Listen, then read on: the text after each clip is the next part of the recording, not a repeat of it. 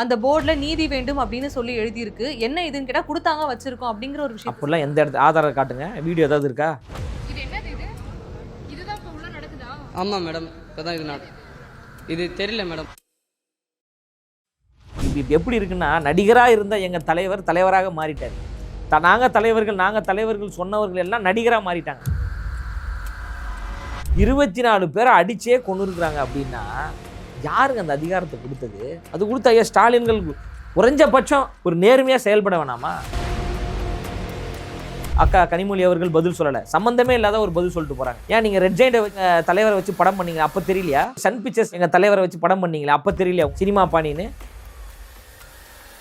அதிமுக எங்களுடைய கூட்டணி ஏற்று வருவாங்களா? வந்தால் வருவாங்களான்னு தான் கேள்வி. ஒருவேளை வரேன் அப்படின்னு சொன்னா ஏத்துப்பீங்களா? பிஜேபியை வளர்த்து விடக்கூடிய திமுக கும்பல் நாங்கள் கிடையாது. பிஜேபி தமிழ்நாட்டில் வளரவே கூடாது என்று நினைக்கக்கூடிய தாவேக கும்பல் நாங்களாம்.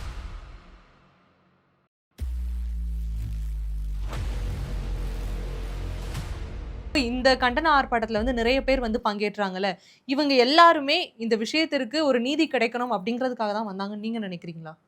அதுக்கு தாங்க வந்தாங்க. இல்லையே, நிறைய பேர் வந்து எதுக்கு வந்திருக்கீங்கன்னு கேட்கும் பொழுது எதுக்கு வந்திருக்கோனே தெரியல. அந்த போர்டுல நீதி வேண்டும் அப்படின்னு சொல்லி எழுதியிருக்கு. என்ன இதுன்னு கேட்டா குடுத்தாங்க வச்சிருக்கோம் அப்படிங்கிற ஒரு விஷயம். அப்படிலாம் எந்த இடத்து ஆதாரம் காட்டுங்க, வீடியோ ஏதாவது இருக்கா? காட்டுங்க. அந்த மாதிரிலாம் யாரும் அது வந்து ஆளுங்கட்சியை சார்ந்த நபர்கள் இது போன்ற ஆர்ப்பாட்டம் போராட்டம் நடைபெறுகின்ற பொழுது அவர்களுடைய ஆட்களை உள்ளே அனுப்புவாங்க, அனுப்பி இது போன்று பேச வைப்பாங்க. நான் வந்து பொய் சொல்லலை. இப்போ சமீப காலமாக பார்த்தீங்கன்னா திமுகவிலிருந்து விலகி திமுகவிலேயே இணையக்கூடிய சில வேலைகள்லாம் கோல்மால் பண்ணுவாங்க. அதாவது வேறு கட்சியிலேருந்து விலகி திமுகவில் தான் சேர்ந்ததை நம்ம பார்த்துருக்கோம். இவங்க என்ன பண்ணுவாங்கன்னா, அவன் ஏற்கனவே திமுகவில் தான் இருப்பாங்க, விலகி வந்து திமுகவில் இணைந்தார்கள். அதாவது மாற்று கட்சியை சேர்ந்தவர்கள் திமுகவில் இணைந்தார்கள்னு ஒரு கூட்டத்தை காட்டுறதுக்கு அவங்க கட்சி ஆட்களையே அவங்க பிளான் பண்ணுறது தான். அவங்க பிளான் பண்ணுறது தாங்க. மிக தெளிவாக அரசியல் புரிதல் கொண்டு, அரசியல் பக்குவம் கொண்டு, கொள்கை கோட்பாடுகளை உள்வாங்கி கொண்டு தான் பொது வாழ்க்கையில் எங்கள் தோழர்கள் பயணிக்கிறாங்க. சரிங்களா? எதுவும் தெரியாமலாம் கிடையாது. தமிழ்நாட்டினுடைய வரலாறு என்ன, தமிழ்நாட்டினுடைய சித்தாந்தம் என்ன, தமிழ்நாடு மண் எதற்கான மண், தமிழ்நாட்டு மக்களுடைய வாழ்வியல் என்ன, தந்தை பெரியார்னா யார், அண்ணல் அம்பேத்கர்னா யார், ஐயா காமராஜர் அவர்கள்னா யார், அம்மையார் வேலுநாச்சியார் அவர்கள்னா யார், அஞ்சலி அம்மாள் அவர்கள் என்றால் யார் என்று எல்லாம் தெரிந்து தான் நம்ம பொது வாழ்க்கையில் இருக்கோம். மதசார்பின்மை என்றால் என்ன, இடஒதுக்கீடுனா என்ன, சாதி வாரிய கணக்கெடுப்பு என்றால் என்ன, எல்லாம் எங்களுக்கு தெரியும். தெரிஞ்சு தான் பொது வாழ்க்கையில் இருக்கிறோம். அது சும்மா திமுகவினுடைய அல்லக்கைகள் சில பேர் பண்ணக்கூடிய சூழ்ச்சி வேலைகள் தான். அப்படி ஒரு சம்பவம் நடந்தது. அதையும் எங்கள் தோழர்கள் வந்து கண்டுபிடிச்சி முகத்திரைகள் எல்லாம் கிழித்தார்கள். எல்லாவற்றும் நம்ம தயாராக இருக்கிறோம்ல. பொது வாழ்க்கைனா விமர்சனங்கள், அவதூறுகள், பொய் புரட்டுகள் எல்லாம் வரதான் செய்யும். அதையெல்லாம் எதிர்கொள்வது தானே பொது வாழ்க்கை. எல்லாவற்றையும் நாங்கள் எதிர்கொண்டு தான் இருக்கிறோம்.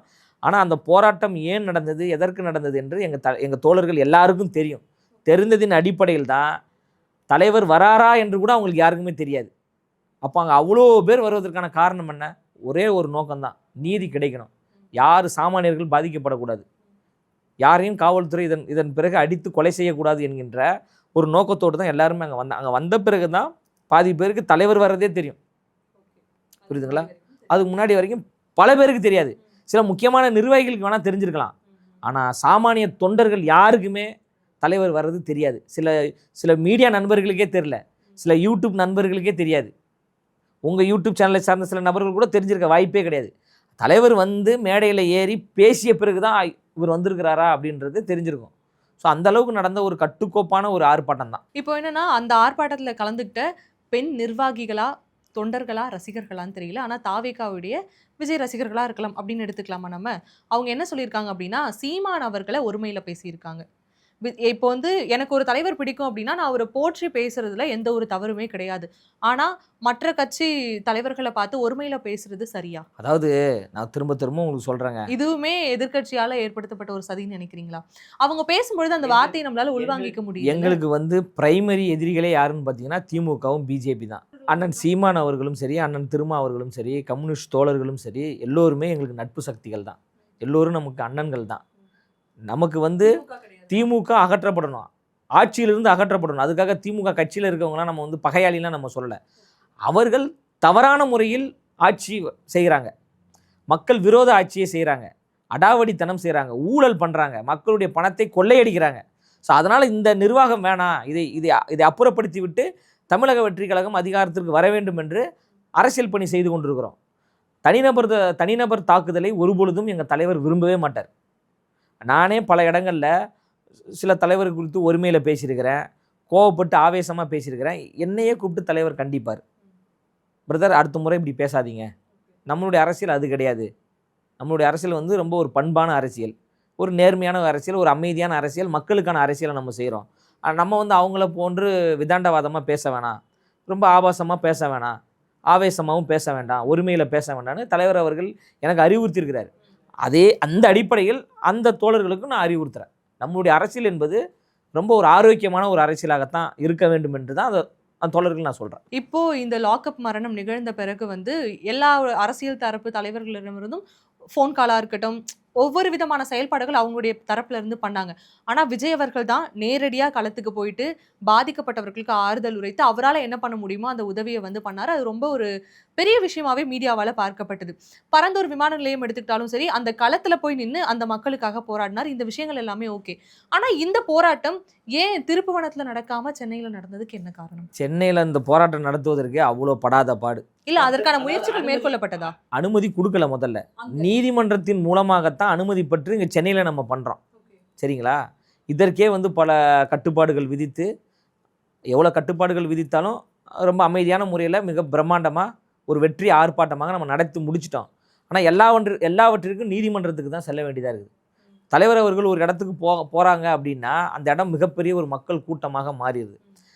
தன்னால் இந்த சமூகத்தில் எந்த பிரச்சனையும் வந்துடக்கூடாது, நம்மளால் சட்ட ஒழுங்கு பிரச்சனை ஏற்பட்டுறக்கூடாது, நம்மளால் இந்த காவல்துறைக்கோ அரசாங்கத்திற்கோ ஒரு கெட்ட பேர் உருவாகிடக்கூடாது என்பதை தலைவர் அவர்கள் நன்கு உணர்ந்திருக்கிறார். ஐயா ஸ்டாலின் அவர்களுக்கும் சேர்த்து தான் எங்கள் தலைவர் அரசியல் பண்ணுறார். எங்கள் தலைவர் நினச்சிருந்தாருன்னா அஜித்குமார் அவருடைய வீட்டுக்கு போனார்ல, வீட்டுக்கு போகிறதுக்கு முன்னாடியே அங்கே இருக்கிற பொறுப்பாளருக்கு ஃபோன் பண்ணி, நான் அங்கே வரேன், அஜித்குமார் வீட்டுக்கு வெளியில் ஒரு 10,000 பேர் நிறுத்து, நான் சாலை மார்க்கமாக தான் வரேன், முழுவதும் கூட்டத்தை திரட்டுன்னு சொல்லியிருக்க முடியாதா? சொல்லி ஒரு மிகப்பெரிய ஒரு புரட்சியை ஏற்படுத்தியிருக்க முடியுமா? முடியாதா? அதனால் யாருக்கு பிரச்சனை? காவல்துறைக்கு பிரச்சனை, இந்த அரசாங்கத்துக்கு பிரச்சனை, நிறைய பேருக்கு இடையூறு ஏற்படும். இதெல்லாம் எங்கள் தலைவர் விரும்பலை. அவருக்கு வந்து அங்கே ஒரு பாதிப்பு நடந்திருக்கு, அதை வந்து வெளி உலகத்துக்கு கொண்டு போய் சேர்க்கணும்னு யாருக்குமே தெரியாமல் போய் பார்த்துட்டு தன்னால் முடிந்த 2 லட்சம் ரூபாயை வந்து அந்த வீட்டுக்கு பணம் கொடுத்துட்டு ஆறுதல் படுத்திட்டு தைரியமாக இருங்க, நான் இருக்கிறேன் அப்படின்னு சொல்லிட்டு வந்திருக்கிறேன். இதுதான் தலைமை பண்பு. இப்படி தான் இருக்கணும் தலைவர்கள் என்றால். சும்மா ஃபோன் பண்ணிட்டு சாரிம்மா தெரியாமல் நடந்துருச்சுமா, இதுக்கப்புறம் நடக்காதுமான்னு சொல்கிறது தலைவர்கள் கிடையாது. அவர்கள் நடிகர்கள். இப்போ எப்படி இருக்குன்னா, நடிகராக இருந்த எங்கள் தலைவர் தலைவராக மாறிட்டார். நாங்கள் தலைவர்கள் சொன்னவர்கள் எல்லாம் நடிகராக மாறிட்டாங்க. எங்கள் தலைவர் என்ன பண்ணுறாரோ அதை அப்படியே ஐயா ஸ்டாலின் அவர்கள் பண்ணுவார். எங்கள் தலைவர் ரோட் ஷோ பண்ணாங்கன்னா அவர் ஒரு ரோட் ஷோ போவார். எங்கள் தலைவர் என்ன காஸ்டியூம் போடுறாரோ அதே காஸ்டியூமில் பேண்ட் போடுவார், ஷர்ட் போடுவார். நீங்கள் அதுக்காக வந்திருக்கிறீங்க. அவர் தான் சொல்கிறாரு, நான் மிசாவையே பார்த்தவன், மிசாவில் தாக்கப்பட்டேன், காவல்துறையால் தாக்கப்பட்டேன், என்னை சித்திரவதை செய்தார்கள், அடித்தார்கள் அப்படின்னு ஐயா ஸ்டாலின் அவர்கள் பல மேடைகளில் பேசுகிறீங்க. சரி, காவல்துறையால் தாக்கப்பட்ட நீங்கள் உங்கள் ஆட்சியில் உங்களுடைய கைமீறி காவல்துறை செயல்பட்டு கொண்டிருக்க, காவல்துறை ஒருத்தர் கூட உங்கள் பேச்சை கேட்க மாட்டேன்றாங்களே.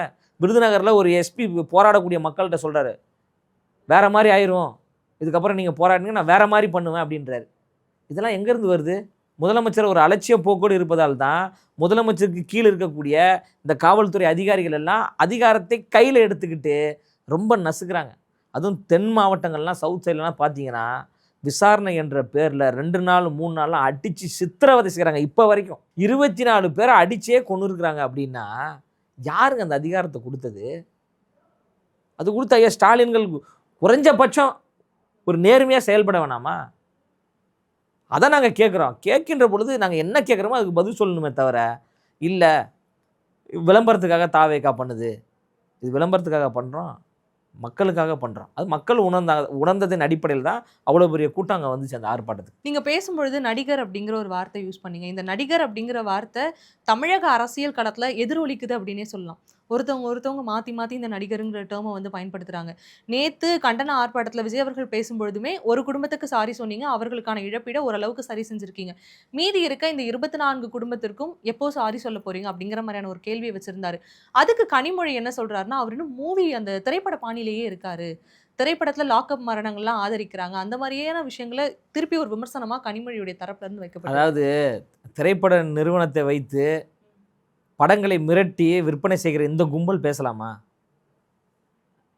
ஸ்டாலின் குடும்பமோ ஐயா அம்மையார் கனிமொழி அவங்க குடும்பமோ எல்லாம் ஒரே குடும்பம் தான். நீங்கள் தானே சினிமாவே ஆக்கிரமித்து வச்சுருக்கிறீங்க. நீங்கள் நினச்சா தானே படம் ரிலீஸ் ஆகும். எந்த படம் ரிலீஸ் ஆகணும், யாரோட படம் ரிலீஸ் ஆகணும், எத்தனை தேட்டரில் ரிலீஸ் ஆக வேண்டும் என்று உங்களுடைய கட்டுப்பாட்டில் தான் இருக்குது. நீங்கள் தான் சினிமாக்காரராக இருக்கிறீங்க.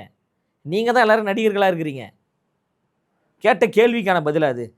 என்ன கேள்வி பத்திரிகையாளர் கேட்குறாங்க, அந்த கேள்விக்கு அக்கா கனிமொழி அவர்கள் பதில் சொல்லலை. சம்மந்தமே இல்லாத ஒரு பதில் சொல்லிட்டு போகிறாங்க. ஏன் நீங்கள் ரெட் ஜெயிண்டை வச்சு எங்கள் தலைவரை வச்சு படம் பண்ணீங்க, அப்போ தெரியலையா சினிமா பாணின்னு?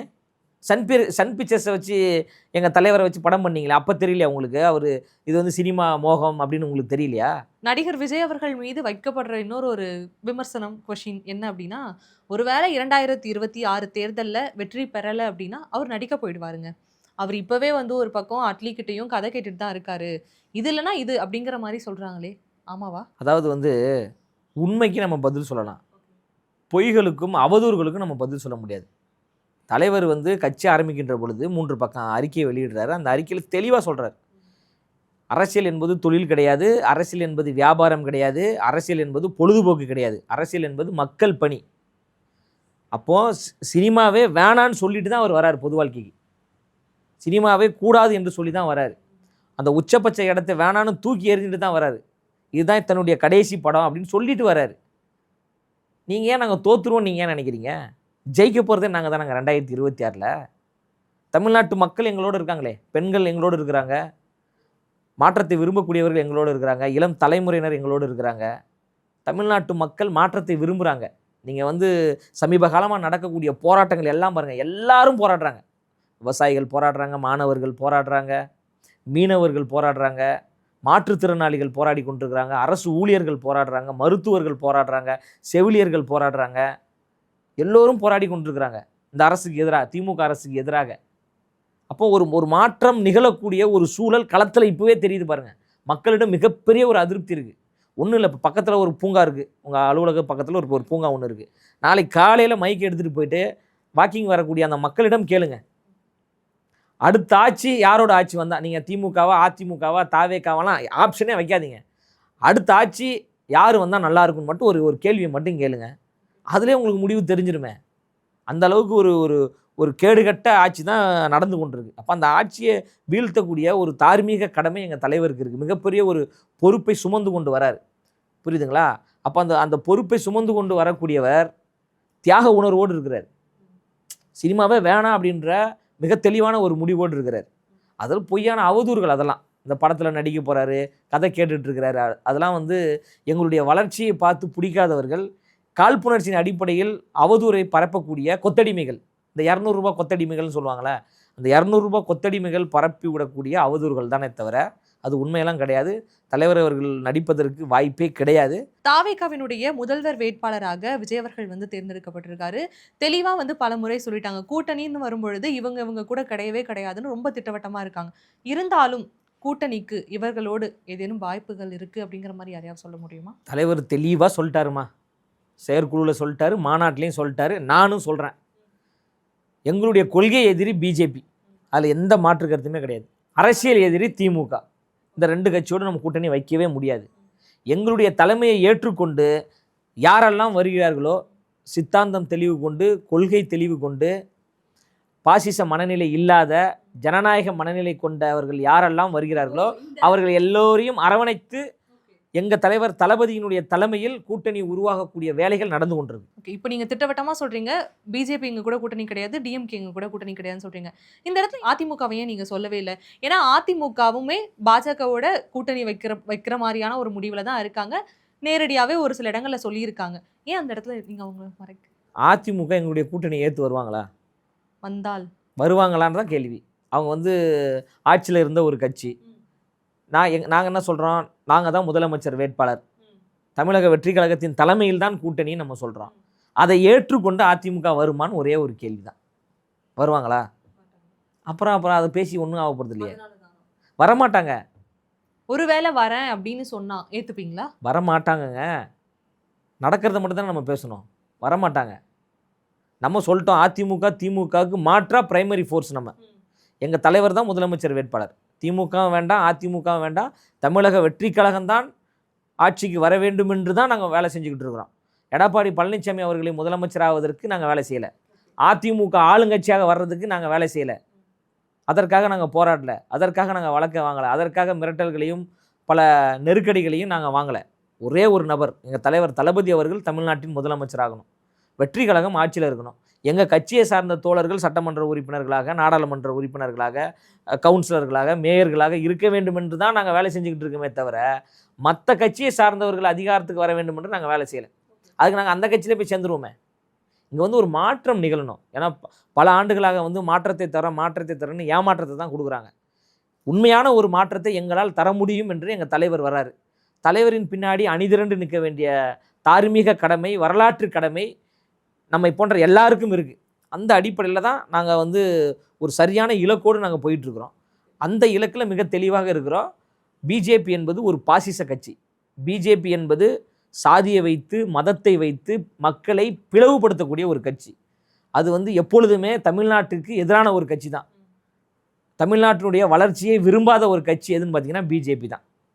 அப்போ அந்த கட்சி தமிழ்நாட்டில் வளர்ந்துடக்கூடாதுன்னு மிக தெளிவாக நாங்கள் இருக்கிறோம். அப்போ ஒருபொழுதுமே பிஜேபியோட கூட்டணி கிடையாது. அரசியல் எதிரி எப்போ வேணாலும் மாறலாம். இப்போ திமுக ஆட்சியில் இருக்குது, திமுக எங்களுடைய அரசியல் எதிரி. நாளைக்கு அதிமுக ஆட்சிக்கு வந்துச்சுன்னா அதிமுக எங்களுடைய அரசியல் எதிரியாக மாறும். அதிகாரத்தில் இருப்பவர்களை பார்த்து கேள்வி கேட்பது தான் துணிச்சல். ஆனால் இந்த பக்கம் பார்த்தீங்கன்னா கொள்கை எதிரி என்பது அந்த இடத்துல பிஜேபி மட்டும்தான். அந்த இடத்துல காங்கிரஸோ மற்றவர்களோ வர வாய்ப்பே கிடையாது. ஏன்னா பிறப்பின் அடிப்படையில் உயர்வு தாழ்வு உண்டு என்று சொல்லக்கூடியது தான் ஆர்எஸ்எஸ், பிஜேபி. இவர்கள் மட்டும்தான் படிக்கணும், இவர்கள் மட்டும்தான் கோயிலுக்குள்ளே போகணும், இவர்கள் மட்டும்தான் மருத்துவம் படிக்கணும், அப்படியே படித்தாலும் நீட்டுன்ற ஒரு நுழைவுத் தேர்வை கொண்டு வந்து அவங்கள தடுத்து நிறுத்திடணும்னு நினைக்கக்கூடிய பாசிச மனநிலை கொண்ட ஒரு கட்சி தான் பிஜேபி. பிறப்புக்கும் எல்லா உயிருக்கும் என்கின்ற சமத்துவ உணர்வு கொண்ட, சமத்துவ கொள்கை கொண்ட ஒரு கட்சி தமிழக வெற்றி கழகம். எங்களுடைய கொள்கைக்கும் பிஜேபியினுடைய கொள்கைக்கும் நேர் எதிர். நாங்கள் அப்போ எப்படி கூட்டணி வைப்போம்? எப்படி அந்த தமிழ்நாட்டுக்கு எதிரான சிந்தனை கொண்ட பிஜேபி எப்படி நம்ம தமிழ்நாட்டுக்குள்ளே அனுமதிக்க முடியும்? அந்த துரோகத்தை தமிழக வெற்றி கழகம் செய்யுமா? இல்லை எங்கள் தலைவர் தளபதி அவர்கள் செய்வாரா? இல்லை நாங்கள் தான் செய்வோமா? ஒருபோதும் நாங்கள் செய்ய மாட்டோம். நாங்கள் ஒன்றும் திமுக கட்சி கிடையாது. நேரடியாக கூட்டணி வைத்துக்கொண்டு, மறைமுகமாக கூட்டணி வைத்துக்கொண்டு பிஜேபியை வளர்த்து விடக்கூடிய திமுக கும்பல் நாங்கள் கிடையாது. பிஜேபி தமிழ்நாட்டில் வளரவே கூடாது என்று நினைக்கக்கூடிய தாவேகா கும்பல் நாங்களாம். கூட்டணியை பற்றி பேசுனாலும் இந்த கேள்வி கேட்குறேன். கூட்டணிக்காக தொல் திருமாவளவனுக்கு மீது வீசப்பட்ட வலையில் சிக்கியவர் வேறு எவரோ? நம்ம சிக்கியவரோ அப்படி இப்படிலாம் நம்ம எதுவுமே சொல்ல வரல. பேச்சுவார்த்தை நடந்து கொண்டு இருக்கு, பேசிக்கிட்டு இருக்கிறாங்க. நிறைய தலைவர்கள் எங்கள் தலைவரோடு பேசி கொண்டு தான் இருக்கிறாங்க. மிகப்பெரிய ஒரு பிரம்மாண்ட கூட்டணி உருவாகக்கூடிய சாத்தியக்கூறுகள் நகர்ந்து கொண்டே இருக்கிறது. அதை மிக விரைவில் எல்லாரும் பார்க்க தான் போகிறாங்க. இன்னும் ஒரு 8 மாதத்தில் தேர்தல் வரப்போகுது. தேர்தலுக்கு முன்பு பல அதிரடியான சம்பவங்கள் நடைபெற போகுது. இப்போ மாநாடு, 2வது மாநில மாநாட்டிற்கான இடம் உறுதி செய்யப்பட்டு விட்டது, தேதியும் உறுதி செய்யப்பட்டு விட்டது. அதற்கான முறையான அறிவிப்புகளை எங்கள் தலைவர் தளபதி அவர்களும் பொதுச் செயலாளர் அவர்களும் ஓரிரு வாரத்தில் அறிவிக்க போகிறாங்க. அந்த மாநாடு என்பது தமிழ்நாட்டினுடைய அரசியலின் திசைவழி போக்கையே மாற்றக்கூடிய ஒரு மாநாடாக இருக்கும். மிகப்பெரிய ஒரு மாற்றத்தை, ஆட்சி மாற்றத்தை ஏற்படுத்தக்கூடிய ஒரு மாநாடாக உருவாகப் போகிறது. அதற்கான வேலைகளை மிக தீவிரமாக எங்கள் கட்சியினுடைய முன்னணி தலைவர்கள் செய்து கொண்டிருக்கிறாங்க. கூட்டணி உருவாகப் போகிறது. உருவாகக்கூடிய சாத்தியக்கூறுகள் எல்லாம் நடந்து விட்டது. அதனால் வந்து அவங்களுக்கு வலை வீசணும், இவங்களுக்கு வலை வீசணும்லாம் கிடையாது. ஆட்சியிலையும் பங்கு, அதிகாரத்திலையும் பங்கு கொடுப்பது தான் உண்மையான சமூக நீதி. சமூக நீதி என்பது சம வாய்ப்பு, சம உரிமை. திமுக கட்சியை போன்று பொய்யான சமூக நீதியை பேசக்கூடியவர் எங்கள் தலைவர் கிடையாது. அவங்க மனசாட்சி தொட்டு சொல்லுங்கள். நான் ஒரு கேள்வி கேட்குறேன். விடுதலை சிறுத்தை கட்சியினுடைய உழைப்பு இல்லாமல், தியாகம் இல்லாமல், பிரச்சாரம் இல்லாமல், அவர்கள் ஓட்டு போடாமல், மதிமுகவினுடைய பிரச்சாரம் இல்லாமல், அவர்களுடைய உழைப்பு இல்லாமல், கம்யூனிஸ்ட் தோழர்களுடைய பிரச்சாரம் இல்லாமல், உழைப்பு இல்லாமல், அந்த தோழர்கள் ஓட்டு போடாமல் திமுக ஆட்சிக்கு வந்துச்சா? கிடையாது. இத்தனை பேருடைய உழைப்பினால் ஆட்சிக்கு வந்த கட்சி தான் திமுக. ஆனால் அதிகாரத்தில் யார் இருக்கா? திமுக. அமைச்சரவையில் யார் இருக்கா? திமுக. இது வந்து சமூக நீதியா, சமூக அநீதியா? அதாவது எல்லாம் சேர்ந்து வெற்றி பெறுறீங்க, ஆனால் அந்த வெற்றியை நான் மட்டும்தான் சுவைப்பேன் அப்படின்னு சொல்கிறது வந்து பாசிசம். அது வந்து சர்வதிகாரம். எங்கள் தலைவர் என்ன சொல்கிறாருன்னா, ஆட்சியிலையும் பங்கு தர்றேன், அதிகாரத்திலையும் பங்கு தர்றேன் அப்படின்றார். இதுதான் உண்மையான ஒரு சமூக நீதி. திமுகவிற்கும் தாவேகாவிற்கும் உள்ள வித்தியாசம் என்னன்னா, எல்லோருடைய உழைப்பையும் சுரண்டி கொண்டு தான் மட்டும் வாழ வேண்டும் என்று நினைப்பது திமுக.